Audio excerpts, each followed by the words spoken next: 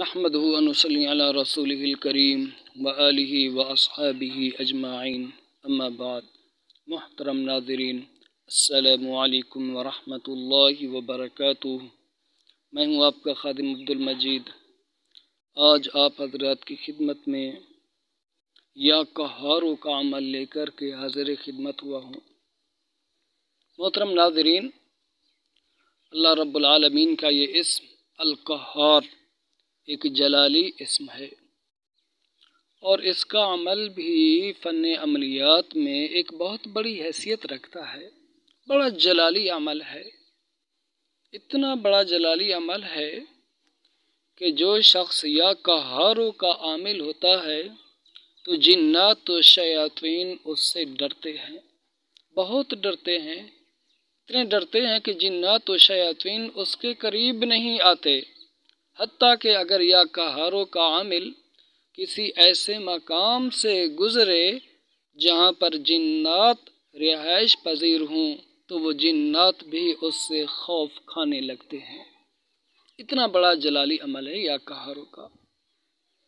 تو اس کے عامل بننے کا طریقہ کار یہ ہے کہ جیسے ہی نوچندی جمعرات آئے، بعد نماز عشاء 2 رکعت صلاۃ الحاجت پڑھیں، اول آخر 11 بار درود ابراہیمی کو پڑھیں، اور درمیان میں 11,500 بار آپ نے یا قہاروں کو پڑھنا ہے۔ یا قہارو یا قہارو یا قہارو 11,500 بار 41 رات تک۔ اور اس عمل کے اندر حصار بھی ضروری کرنا ہے۔ حصار کرنا کوئی مشکل نہیں ہوتا ہے۔ 3 بار آیت الکرسی، 3 بار چاروں کل پڑھ کر کے اپنے سینے پر پھونک مار دی جائے، اور دونوں ہاتھوں پر پھونک مار کر کے سر سے لے کر پاؤں تک پورے جسم پر دونوں ہاتھوں کو پھیر دیا جائے تو اس سے حصار ہو جاتا ہے۔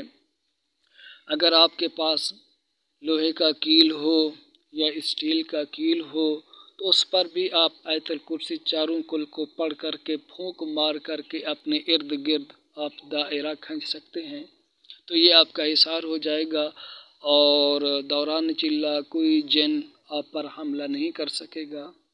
بہتر یہی ہے کہ اس عمل کو کسی بڑے عامل کی زیر نگرانی میں کیا جائے، اور اس میں رجعت کا بھی خطرہ ہوتا ہے، اور رجعت سے بچنے کا طریقہ کار اس کا یہ ہے کہ آپ صبح و شام ایک بار سورہ عبس و تولی پڑھ لیا کریں۔ جب آپ اس سورت کو صبح و شام پڑھیں گے، کوئی بھی عمل ہو آپ کا، کوئی بھی چلہ ہو، خواہ قبرستان کا عمل ہو یا دریا کے کنارے کا عمل ہو یا الگ کمرے کا عمل ہو، گھر میں بیٹھ کر کے پڑھنے کا عمل ہو، الغرض چھوٹا عمل ہو یا کوئی بڑا چلہ ہو، جنات کو تابع کرنے کا، ہمزات کو تابع کرنے کا، بامعقل چلہ ہو، جو بھی ہو، تو ہر عمل میں رجعت ہو سکتی ہے۔ تو رجعت سے بچنے کے لیے صبح و شام ایک بار سورہ عبس و تولی عامل کو پڑھ لینی چاہیے۔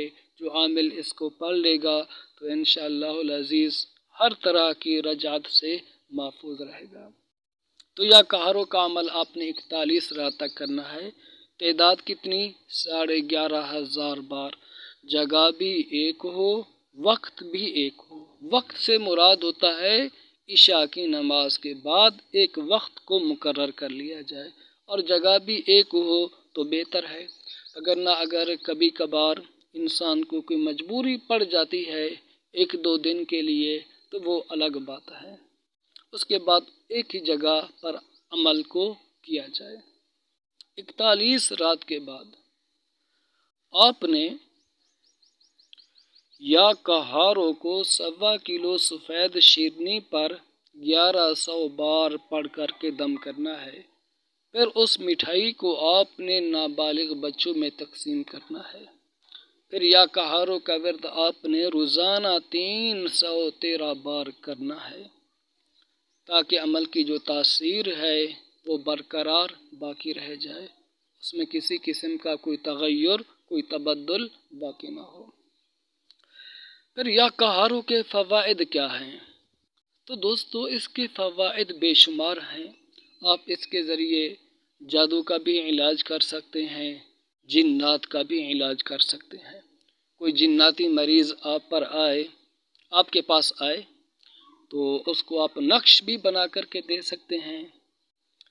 21 بار یا کہاروں کو آپ لکھ لیں سفید کاغذ پہ، ایک نقش مریض کو پینے کے لیے دیں اور ایک نقش گلے میں ڈالنے کے لیے دیں، اور ساتھ ہی آپ پانی پر بھی پڑھ کر کے دے سکتے ہیں۔ 1100 بار یا کہاروں کو پانی پر پڑھ کے دے دیا جائے تو جناتی مریض اس کو صبح و شام 21 دن تک پیے تو انشاءاللہ تمام کے تمام جنات اس سے بھاگ جائیں گے۔